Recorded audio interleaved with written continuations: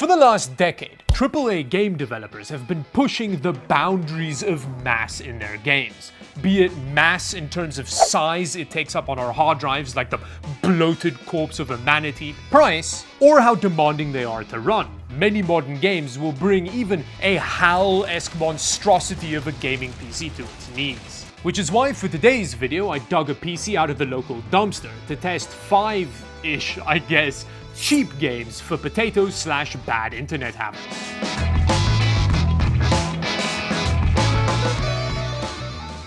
First things first, we need to define some requirements for the games on this list. Now when it comes to price, I'm setting a cap at $25 for the games. The game has to feel nice and playable on the potato system we're going to use for today's video, which I'll introduce in a second. The game needs to be less than 2 gigs to download, so that it doesn't take people with terrible internet a super long time to download, and if you have a potato, you likely don't have that much hard drive space, which means even with a small SSD, you'd be able to download all of the games on this list without having to wait the rest of your life. The games also can't be a relic from a bygone era. That would make this video way too easy, because then you can just say, play anything from the PS2 or older. In fact, I tried to have most of the games be less than a year old, but that was really difficult, so at worst, the games came out in the 2020s. And then finally, the game needs to be awesome. I don't want it to feel like a consolation prize playing. It needs to be the kind of thing that I would play regardless of what kind of hardware I have access to. Now I know that awesome is subjective, so I did try and include a variety of genres in this video so that regardless of what you like playing, there should be something for you in this video. And on that note, let's meet our little dumpster potato system. And the potato in question is this half-masticated Lenovo ThinkCentre, which is the kind of system you can easily dig out of the dumpster behind your local library. This specific version has an i5 from the depths of the quad-core dark ages, but a pretty powerful one. We've got a 4570 in here, which despite just having 4 cores and 4 threads, are reasonably fast, so we should be able to do some decent gaming on this. I've also only got 8 gigs of DDR3 in here, and a 256 gig SSD, which with our game requirements could house many games. Now of course, we do need to add a graphics card to this system to round out the package, and for that I'm going to use this low-profile AMD RX 6400. This little graphics card has similar performance to the hyper-popular GTX 1650, which means we probably could have gone more potato with our GPU, but considering how popular this performance level of GPU is, I think this is a pretty good candidate to use. So yeah, with that, let's get to our first game.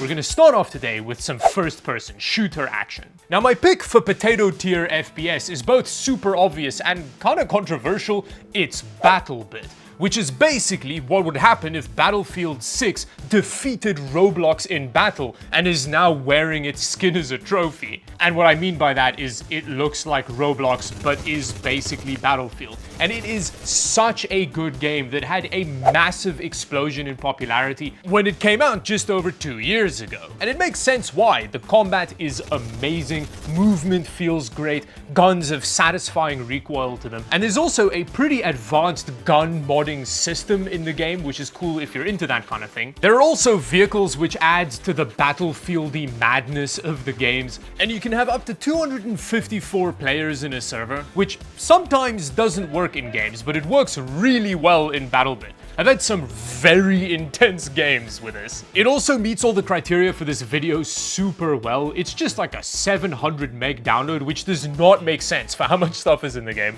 Once it's installed, it takes up a couple of gigs on your hard drive, but 700 megs, that's wild. It costs 15 USD. It's also very playable on our potato. Here, it's running at 1080p medium settings, and it was averaging around 60-ish frames per second. It would occasionally dip down to 40 frames per second when there was a lot going on, which sounds pretty brutal for a game like this, but the frame time delivery was stable enough that the game feels great. Now the controversial bit is the fact that it's been hemorrhaging its player base because people feel like the developers have abandoned the game. However, there are still people playing. I could find servers full of players in both NA and EU, so you're good in either region. And the developers recently announced a massive overhaul patch coming out, so there may be a resurgence in players relatively soon.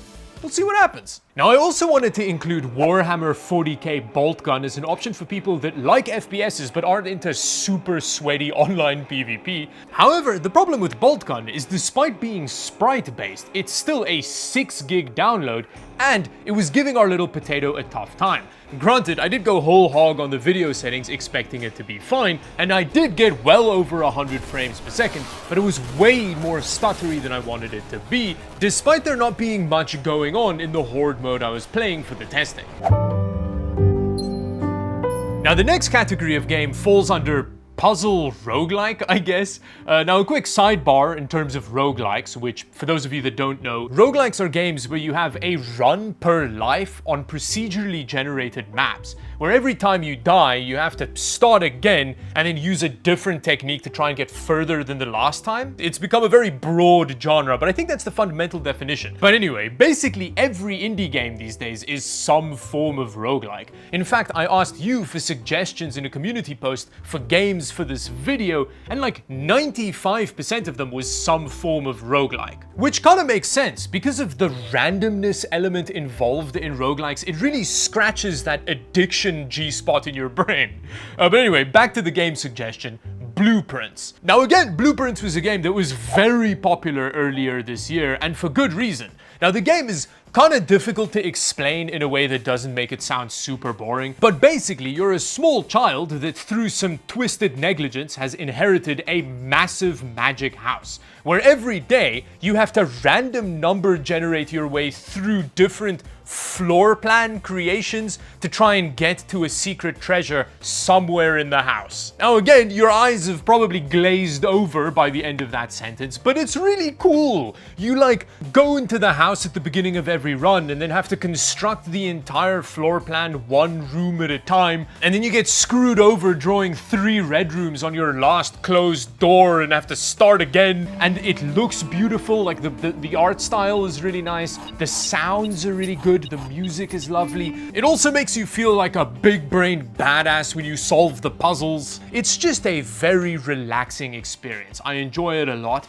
and it meets a lot of our criteria for today's video. Although it doesn't start off great, it's a pretty big download for what it is. It's 3.7 gigs, but it costs $22 and it runs pretty well on our potato. At 1080p settings, it doesn't really have graphics settings. It actually gets about 120 frames per second most of the time. But even with our 8 gigs of RAM, the game ran well. It was good. It's a fun game. Believe me, give it a try. The next game on the list actually isn't on the list anymore because our potato let us down. It runs like garbage on the little system, which I was not expecting considering that visually, the game looks like this. The PC can't run the game that looks like this, although it's not the graphics card's fault. We'll get into that in a second. The game is called Shadows of Doubt, and it's an open-world crime detective game. You're basically a freelance PI who solves the various janky crimes that the NPCs commit in the procedurally generated world. The game costs $25, and it's only a 540 meg download, and it gives you such brain boners whenever you figure out the janky-ass crime you're trying to solve. But because of how big the map is and how much NPC action is going on, our little i5 just couldn't handle it. I sometimes dropped into 15 frames per second with massive stutters depending on what was going on. So unfortunately, the game has to be redacted from this list because our i5 is too much of a little loser. Which brings us to some racing games. Now here again, the first game doesn't quite meet all of our criteria. It's called Art of Rally, and it is a beautiful top-down rally game. It might look like a really basic driving game, but the driving dynamics are super difficult to master. And they also have a huge variety of cars in the game, from little crap boxes all the way up to Group S Rally, which is a group that has never existed, but it's a hypothetical rally group that's even higher than Group B Rally. And if you know anything about rally, you know that Group B is pants-soilingly terrifying. And despite the fact that it runs super well on our potato, I mean, obviously, just look at the game, but it doesn't quite meet 2 of our criteria. First, it came out in 2020, which is a little bit old for what we were aiming for in this video, and it's just over a 2 gig download and almost 6 gigs installed, which feels huge for what it is. But yeah, if you want a Steam Deck game that's going to make you concentrate so hard that you'll definitely miss your train stop, I would recommend Art of Rally. And then a quick honorary mention for driving games is Motor Town. It's a 2.5 gig-ish download from the early 2020s, which is also a cheap game to buy, and it's not like a serious racing game. It's got kind of Kirkland brand BeamNG vibes to it, where you have a car and you do driving things in a city. I haven't played it a huge amount, but it's pretty fun, the bit that I did play, and it seems wildly complex, so it's worth checking out.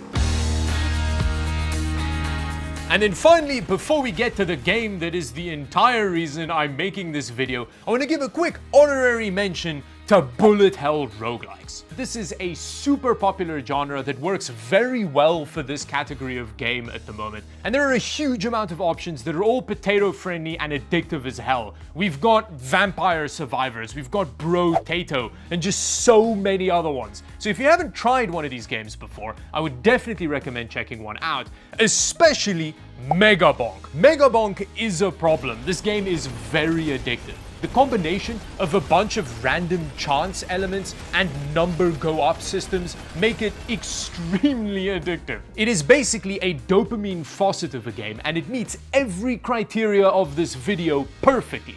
It came out earlier this year. It's a 140 meg download, which is tiny, and it runs pretty well on this potato. At 1080p medium-ish settings, I was getting a solid frame rate. Even when things were getting real crazy, the frame rate dipped, but it was still playable. Now basically how the game works is at the beginning of each run, you choose a character, each of which has a different starting toolkit, and then you go to either the desert or the forest, where you start off as a weak little loser fighting off a couple goblins, and eventually build into a Mars-esque god of destruction. Honestly, just go play it. It's really good. Which brings me to the end of the video. Thank you very much for watching this very different video for Dawid Does Tech Stuff. Let me know what you thought about it down below. Subscribe to the channel if you enjoyed it. And until the next video, thank you for watching. Bye-bye.